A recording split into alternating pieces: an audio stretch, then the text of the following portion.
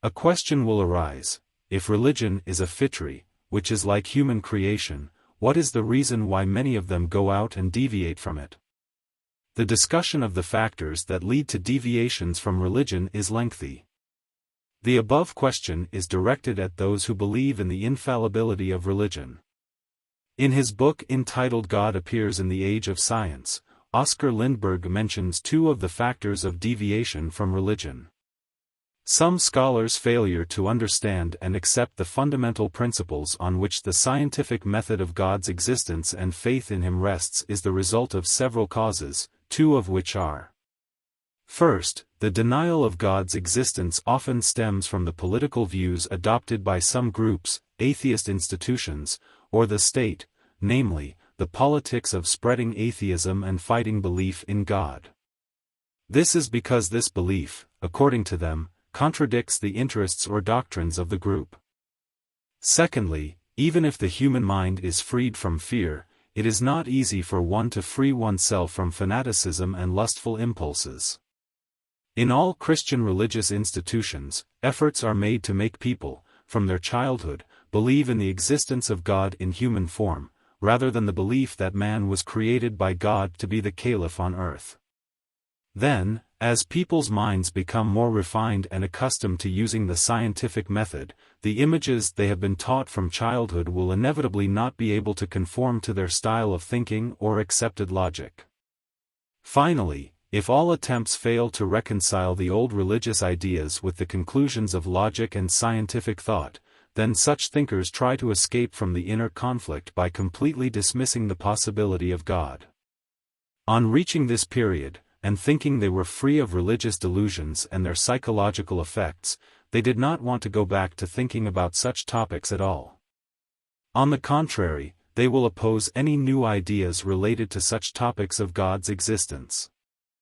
These two facts are the cause of most people's departure from religion.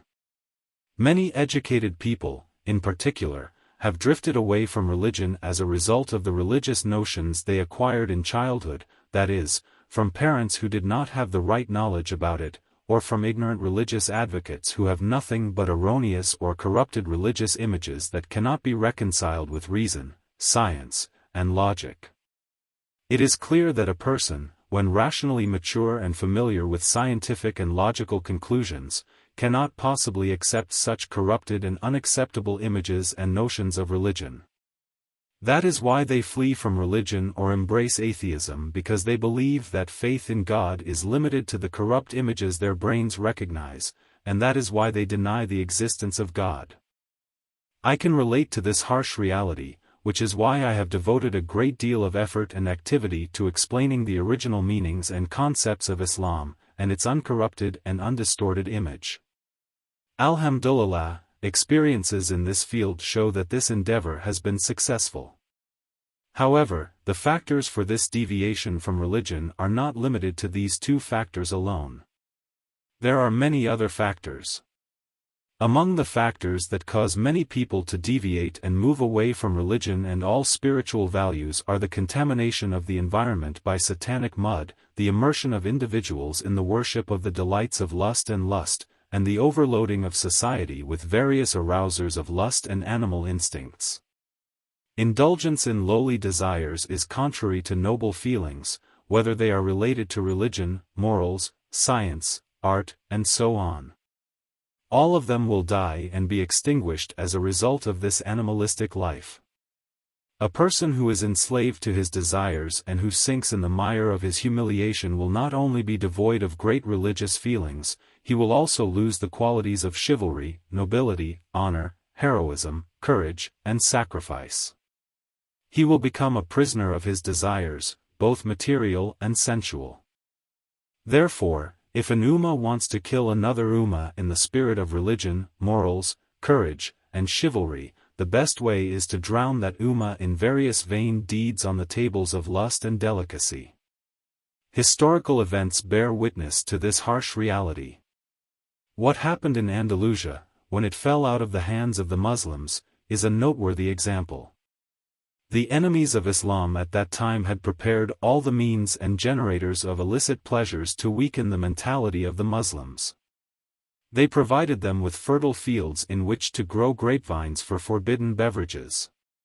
Taverns peddled alcohol and prostitutes women walked freely in the public streets, dressed and groomed far from modesty, thus killing the spirit of religion and honor. The enemy forces quickly and easily took control of Andalusia. Within a short period, they succeeded in annihilating the Muslims. Now, Western neocolonialism is repeating this weapon in all Islamic lands more subtly and cunningly. In conclusion, immersing oneself in lustful desires results in religious feelings and weakens the influence of religion, and can even cause people to move away from religion. The Quran al-Karim has emphasized this point, namely that when the human heart has become black, murky, and hard because of sins, not a single crack can be penetrated by the light of faith. Some of those who bear the responsibility of religious instruction are not aware of the position and nature of religion or the proper way to call people to it. Instead of calling them to straighten out of human instincts and directing them in the right way, they call for a war against the various instincts and inclinations of human nature. They propagate the assertion that religion is hostile to these instincts and declare war to annihilate them. Human beings have various natural desires and instincts that are inherent in their perfection and happiness. These desires were not created in vain, so they must be killed, fought, and destroyed. Just as the limbs of human beings are not attached to their bodies in vain, so too are the natural inclinations such as the desire to study and learn, the desire for wealth, the desire to form a family, and the religious impulse. There is no conflict between these tendencies, no real enmity, each has its share of activity. If they are used within their prescribed limits, and if a fair share is given to each, they will coexist peacefully. However, the fight will start if someone gives more to one of them at the expense of the other, by fulfilling more than the limits set for him. Among the features of Islam is the recognition it gives to all the natural inclinations in man. It does not reject them, nor does it give any of them more than their due. This is the meaning of the infidelity of Islamic teachings and regulations, namely the harmony of these regulations with human nature. Faith and worship in Islam aim to educate and nourish the feelings of fitri that reside in the human soul. Similarly, the teachings of Islam are all in harmony with it.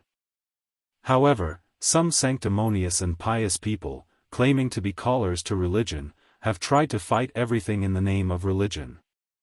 They proclaim this slogan in their talks and speeches, saying, "If you want to be a true Muslim, and truly adhere to the religion, you must kill all inclinations and sharia, instincts, namely the inclination to wealth, sexual urges, the desire to have a wife and children, the desire to acquire extensive knowledge and also the desire to stand out. You should stay in your room and isolate yourself from society." Based on this opinion, if a person is to fulfill his religious calling, he must fight against all such impulses and other tendencies as well. But if zuhud were to be interpreted as running away from society, isolating oneself, and abandoning charity, and if religion were to be known as something that combats the sexual instinct and considers it a bad thing that must be ignored by a person who adheres to his religion, that a main man should stay away from women all his life, and if religion were to be known as an enemy of knowledge and encourages people to burn, kill and torture scientists, as well as rumors, false news and other false and distorted portrayals of religion, surely all of these would be called seeds of hostility and hatred towards religion.